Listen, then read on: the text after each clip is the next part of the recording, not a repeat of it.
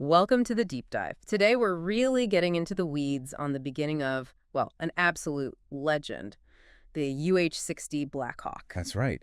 It's an aircraft so many people recognize. Exactly. And we've got some great source material things like the Army's FM 1100 on aviation operations, and even the operator's manual for the UH-60 itself. Yeah, the actual how-to guides, which gives some fascinating clues about the design thinking. So our mission today is to kind of unpack those early days, the initial ideas, the engineering challenges they faced getting it off the ground. And we'll connect that history to how it's still so vital today, especially for, say, National Guard units, like the Iowa National Guard, for instance. Okay, sounds like a plan. Let's dive in. Where do we even start with the concept? Well, you really have to look at the bigger picture, the strategy shift happening in the Army around that time. Yeah. FM 1100 talks about this move towards a nonlinear, non-contiguous battlefield. Nonlinear. Okay, so that means breaking away from the idea of fixed front lines, more fluid, spread out operations. Precisely. Less like WWI trenches, more like pockets of action happening all over the place.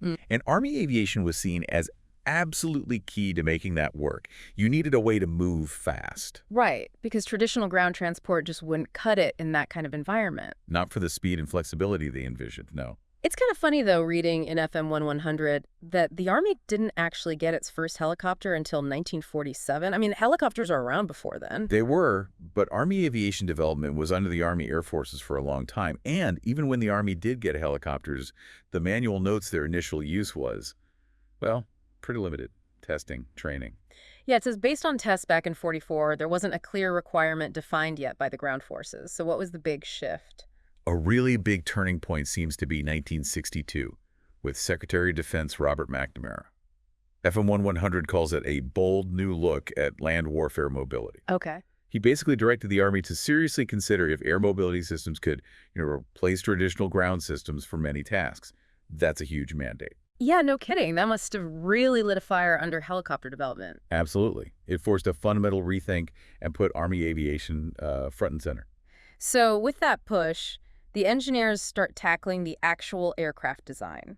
Looking at the UH-60 manual, even seemingly basic stuff like the landing gear tells a story, doesn't it? It really does. It's a non-retractable gear, main wheels, and a tail wheel.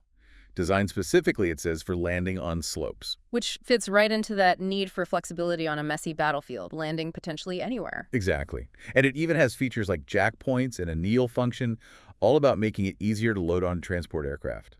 So right away, they're thinking robustness, practicality for rough environments, and even transportability over, say, pure aerodynamic speed from retractable gear. That seems to be the core idea. Reliability and operational flexibility were clearly paramount.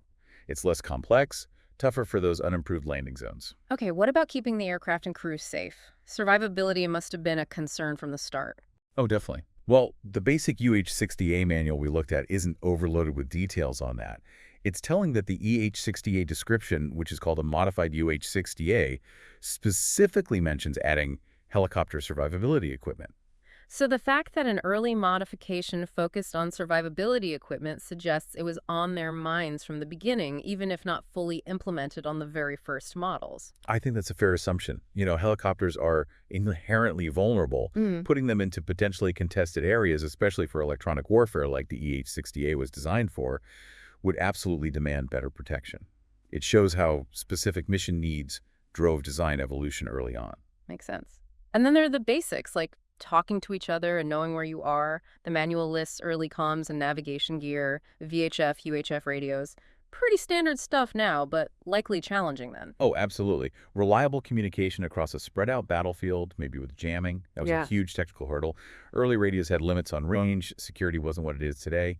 So while they used the best available, engineers would have constantly been pushing for, better range, more security, easier operation under pressure. Navigation, too, relying on more basic instruments, meant bad weather or complex terrain was a real challenge. They weren't just pulling components off a shelf, were they? They had to be ruggedized, adapted for military use. Exactly. Everything had to withstand the vibration, the G-forces, the environment. And the whole point was often moving people or stuff. The manual mentions troop seats, cargo rings. Versatility seems baked in. Completely central to the idea. FM 1100 talks about aerial sustainment, moving people, gear, supplies. The Army needed one platform that could do a lot of things reasonably well. Troop transport, medevac, light cargo. The classic jack-of-all-trades role. Kinda, yeah. Yeah. And the inherent flexibility is why it's had such a long life. Which, brings us to how these fundamental ideas play out today. Think about the National Guard. Right. Let's connect those dots. How does that early focus on robustness, flexibility, carrying capability, how does that serve, say, the Iowa National Guard now? Well, think about what the Guard does. They have both federal missions and state emergency duties, right? Yeah, disaster relief is a big one. Floods, tornadoes. Exactly. So that basic ability to haul people and cargo, designed decades ago, is critical for flying in relief supplies, evacuating people, or just moving Guard personnel around during a state emergency. And that rugged landing gear designed for rough battlefield spots probably comes in handy when landing sites are damaged or improvised during a disaster. Couldn't be more relevant. Plus, think about that rear operations concept from FM 1100 aerial resupply, troop movement, medevac, behind the lines. Okay. While the Iowa Guard isn't doing that in a combat zone inside the U.S., those capabilities are what allow them to provide critical support over potentially large disaster areas. Moving doctors, moving equipment, pulling people out. The Blackhawk is often the fastest, sometimes the only way to do it. It's essentially fulfilling a similar logistical and support role, just in a different context, domestic operations instead of a battlefield overseas. Precisely. That foundational design focused on core utility makes it incredibly adaptable. The things mentioned in the manual: cargo handling, space for litters, and medevac configuration, these are directly applicable to Guard missions today. And if you found this journey into the Blackhawks past and present interesting, please do give us a like, maybe share it with someone else who would appreciate it. It really helps the channel. Definitely. And maybe something to think about is how those original design philosophies, the balance of capability, toughness, and adaptability, might influence whatever comes next to replace aircraft like the Blackhawk. What are the core principles that will endure? Great final thought. Thanks again for listening to The Deep Dive.